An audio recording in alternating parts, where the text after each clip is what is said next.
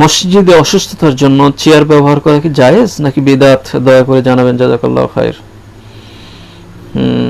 মসজিদে অসুস্থতার জন্য চেয়ার ব্যবহার করা, চেয়ার ব্যবহার করে এটাতে বিদআতের প্রশ্ন আসে না, এটি জায়েজ। তবে দেখা যায় যে আমাদের সমাজে এমন কিছু ব্যক্তিরা চেয়ার ব্যবহার করেন যারা হেঁটে ফিরে চড়ছেন, বাজারে যাচ্ছেন, গাড়ি চালাচ্ছেন, সবকিছু করছেন, মসজিদে গিয়ে চেয়ারের উপরে বসে যান। এটা ঠিক নয়।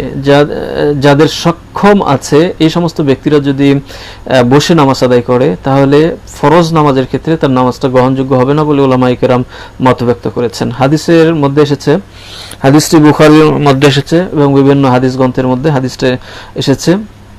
ইমরান বিন হুসাইন রাদিয়াল্লাহু আনহু নামক একজন সাহাবী রাসূল সাল্লাল্লাহু আলাইহি সাল্লামের কাছে আসলেন, আর তিনি অসুস্থ ছিলেন, বাওয়াসির রোগে আক্রান্ত ছিলেন, অর্থাৎ যেটাকে অশ্র রোগ বলা হয়ে থাকে, অর্থাৎ অন্ডকোষ ফুলে যাওয়া রোগ। তো তিনি অসুস্থ ছিলেন। তো রাসূল সাল্লাল্লাহু আলাইহি সাল্লাম কি অসুস্থ ব্যক্তির নামাজ সম্পর্কে প্রশ্ন করলেন। রাসূল সাল্লাল্লাহু আলাইহি সাল্লাম বললেন, সল্লি কাইমান, তুমি দাঁড়িয়ে নামাজ আদায় করো। ফাইন লাম তাস্তাতি, যদি তুমি অক্ষম হও, ফাকাইদান, তাহলে তুমি বসে নামাজ আদায় করো।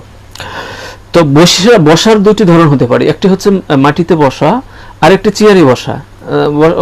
দুটি বিষয় আছে এখানে। তো চেয়ারেও বসা, মাটিতেও বসা।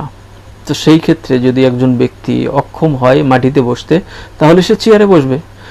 আর মসজিদে নামাজ পড়তে গিয়ে মাটিতে যদি অর্থাৎ ফ্লোরে যদি বসতে না পারে, তাহলে সেই ক্ষেত্রে অবশ্যই সে চেয়ার ব্যবহার করবে। এই চেয়ার নিয়ে সে নামাজ আদায় করবে। তবে চেয়ারে বসে নামাজ আদায় করার ক্ষেত্রে কিছু বিষয় মনে রাখতে হবে, আর তা হচ্ছে যে যতটুকু দাঁড়াতে সক্ষম সে ততটুকু দাঁড়াবে। অর্থাৎ একজন ব্যক্তি চেয়ার পর্যন্ত আসতে পারে তাহলে সে চেয়ারে বসবে, এবং সে যদি দাঁড়াতে সক্ষম হয় তাহলে সে প্রথমে দাঁড়িয়ে নামাজটা শুরু করবে।